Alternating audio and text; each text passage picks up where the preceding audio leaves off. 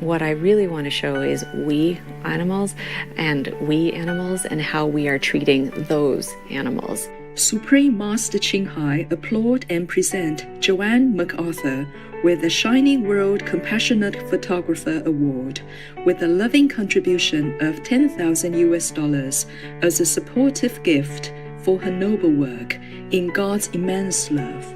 Telling We Animals Stories. Interview with Joanne McArthur, vegan, part 3 of 4. Continue watching to find out more.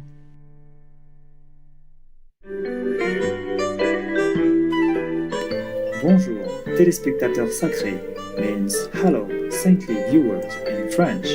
I am Alfred.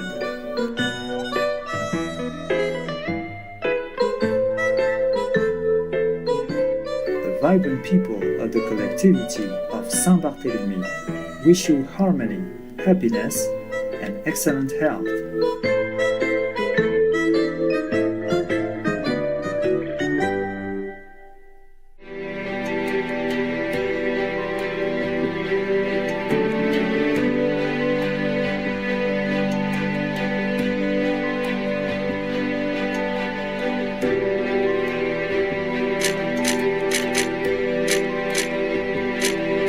Welcome to part 3 of this 4-part series entitled Telling We Animals Stories, interview with Joanne McArthur, vegan.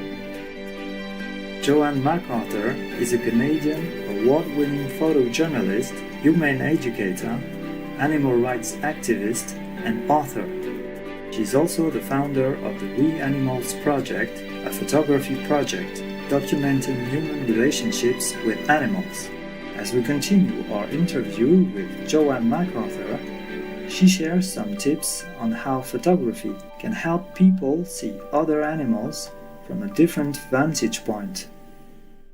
Something that we often do when we're photographing animals is we photograph them from the human eye vantage point, and often from quite far away. And so we often get these typical images that we see all the time that don't convey enough about the animal's experience or who they are. And so one of my main bits of advice for people who are photographing animals who want to show them or bring out the individual is to get down. Usually, often animals are smaller than us, so to get down and to get close and just to be patient and stay still and let them come to you and let them express their curiosity about you. And then you will be able to photograph something of that animal that is more about them and less about us looking down at them.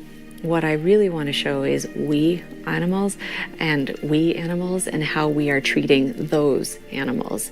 And so it's important for me to show the constructs that we have created in which we keep these animals. So it's important to show the size of a factory farm, or the locks and the cages and the horrible atmospheres of all these places, whether it's a clinical atmosphere of a lab or the putrid vileness of a mink farm.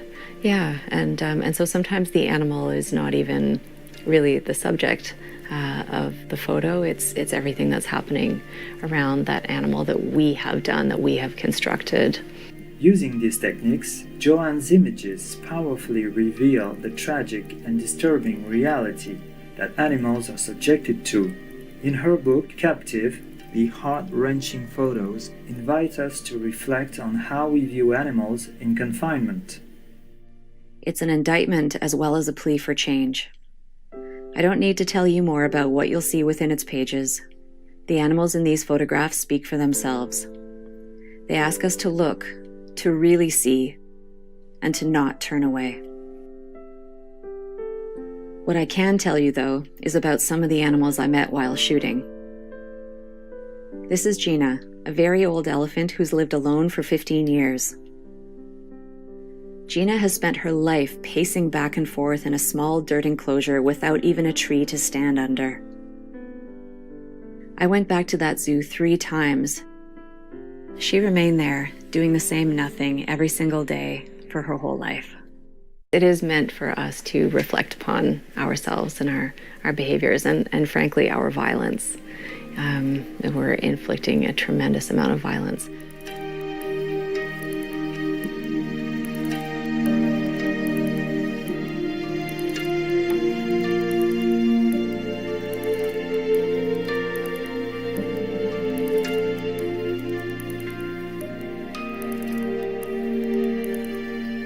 I think that in order to capture those kinds of images that show the loneliness or the fear, you have to stick around a little while. You have to, or a long time, not just a little while. But for example, some of the zoos that I visited for a captive, I went back to the same exhibits for days, and I would spend hours observing the repetitive behaviors of an elephant, for example. There was this one monkey who had this beautiful display of swinging over and over, and people were just amazed by it. But then when you stay more than 30 seconds, you see that the monkey is doing the exact same movement, and then for hours, and then for days, and we don't know that. So it's for me not only to photograph, but to write about and to talk about. This is Miko Luka, a baboon who was kept alone in a terribly small enclosure. I let him groom my hands and arms, but when I left, he moved around frantically, asking me not to leave. I went back to see him 4 times that day, and he was so happy that someone was socializing with him, just giving him attention. Of course, though, I had to leave eventually. The memory of him with his fingers clasped around the bars as he strained to watch me leave is something I will never forget. I urgently want to help animals like Gina and Miko Luka. This book will help usher these important stories and conversations into the fore. I do that worldwide as well because it's important for me to show that these industrial practices are the same, whether it's Australia or Taiwan, both places that I've photographed these industries. The killing machines that we've created, these abominable slaughterhouses, they have the same kind of systems, and we keep ramping up to make these places faster and faster and, frankly, more vile. And that's happening, like where I was in Taiwan just a few weeks ago, and it's happening here, and it's happening in Australia and Sweden. Yeah. And I do so much of this work as well because I want it to be current. I want to show current systems and current practices. We're looking into places and trying to get as close as we can. And it is important to get close, again, to not only convey the experience of the animal, but to show all of the details and all of the mechanisms.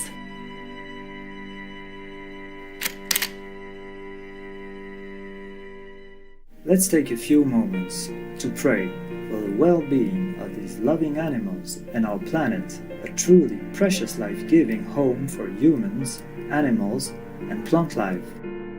We'll be right back here on Supreme Master Television.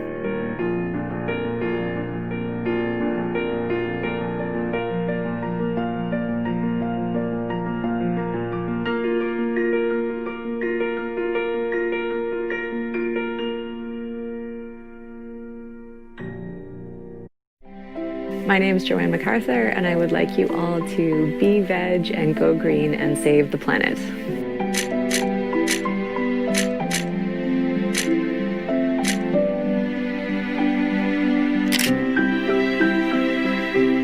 Welcome back to Telling We Animals Stories. Interview with Joanne McArthur, vegan, part 3 of 4. During her photojournalist work, Joanne McArthur has traveled around the world and witnessed many horrific scenes of how people treat animals.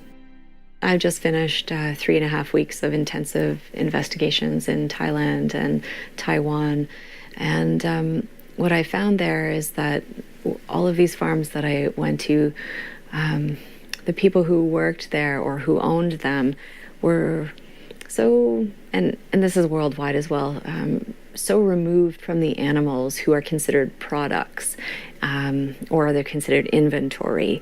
Like when I was photographing in the North Carolina floods just a few months ago, the loss of animals, millions of animals who drowned in those floods were considered a loss of inventory. And what I found in Taiwan is that they have these, big factory farms, and the animals they don't even see them. They're completely invisible. The point is that the ducks are laying eggs, or the quail are laying these tiny little eggs, and no consideration for the animals whatsoever, who are cramped in increasingly tight conditions, and the stress that they exhibit so obviously to me was really, really frightening and awful. But to the people showing us around, it's absolutely nothing, you know, it's all part of a day's work. It's just, yeah. So that is very, very striking. And it's really interesting to be in a place where I see something so very differently than the people who are working there.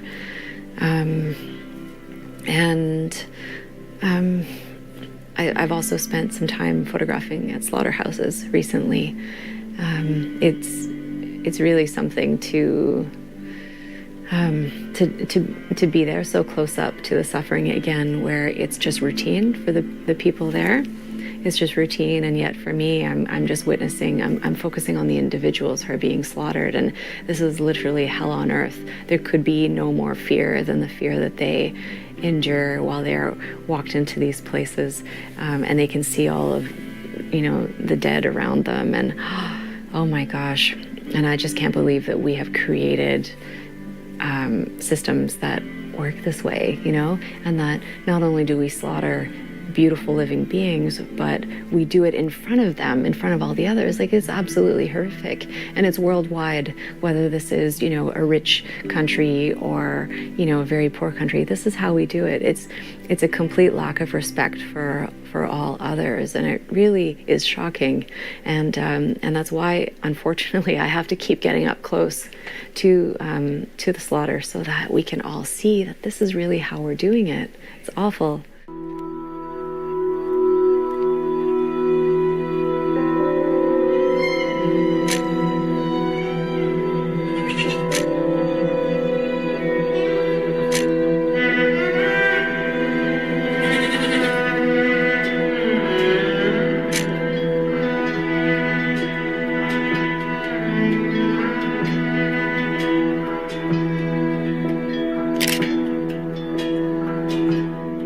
We are deeply grateful to Joanne McArthur for all our compassionate efforts.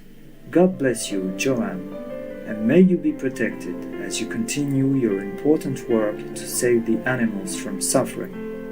Supreme Master Ching applaud and present Joanne McArthur with the Shining World Compassionate Photographer Award with a loving contribution of $10,000 as a supportive gift for her noble work in God's immense love.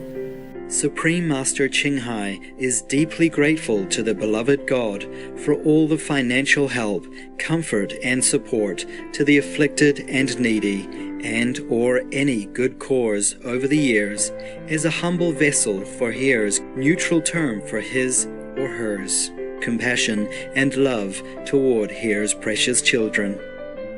For more information on Joanne McArthur, please visit joannemacArthur.com. Loving viewers, thank you for your company today.